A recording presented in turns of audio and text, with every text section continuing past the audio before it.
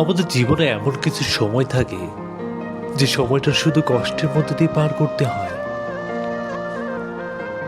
আর এই জীবনের কষ্টগুলোকে ভাগাভাগি করতে কেউ নিতে চায় না।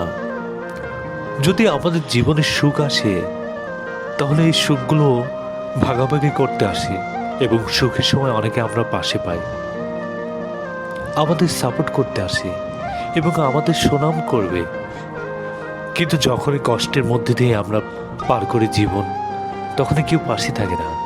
আর এই বিপদের সময় যে বন্ধুগুলো পাশে থাকবে, তারাই যেন প্রকৃত বন্ধু। এরা কখনো ছেড়ে যাবে না, তাই কষ্ট সবসময় থাকবে না। একদিন না একদিন এই